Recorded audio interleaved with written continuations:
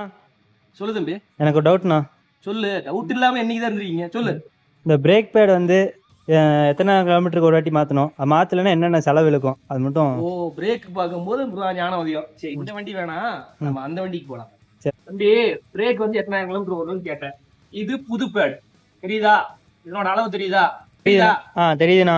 ஓகேவா? இது புது பேட். எத்தனை சோடு இருக்குது? ஹாஸ்பிட்டாஸ் மெட்டல் வந்து இவ்வளவு தூரம் இருக்குது. ஆமா. இது எவ்வளவு இருக்குது? ஒண்ணுமே இல்ல. இப்போ இதனோட தேய்மானம் கம்மியாக கம்மியாக என்ன ஆகும்னா இந்த மாதிரி மெட்டல் வந்து இந்த மெட்டல் வரும்போது என்னன்னா இது மெட்டல் தான். இது ரெண்டும் ஃபயர் ஆயிடும். இது எத்தனை கிலோமீட்டர் ஓட்டலாம் அப்படின்னு நீ கேட்டீங்கன்னா அது நீ பிடிக்கிற பிரேக்கை பொறுத்து. ஒரு சிலர் வந்து அடிக்கடி பிரேக் பிடிப்பாங்க, ஒரு சிலர் பிரேக் கம்மியா பிடிப்பாங்க. அப்படி அவங்க பொறுத்து மினிமம் வந்து 20,000 to 30,000 பிரேக் பேட் மாத்தலாம். ஒரு சிலர் கால் மேல வச்சுட்டே போனா 10,000 மாத்தலாம். ஆனா நான் சொல்ற ஒரே சஜஷன் 5,000 கிலோமீட்டர் ஒரு டைம் நீங்க 4 வீல் பிரேக் செக் பண்ணி பிரேக் பேடையும் பிரேக் ஷூவையும் மாத்திக்கணும். இது மாதிரி ஒரு தெளிவான தகவல் தெரியணும்னா நம்ம பேஜை ஃபாலோ பண்ணிக்கங்க. அது மட்டும் இல்லாம இது மாதிரி நீங்க ஏதாவது செய்யணும்னாலும் கீழே தெரிய நம்பருக்கு கால் பண்ணுங்க.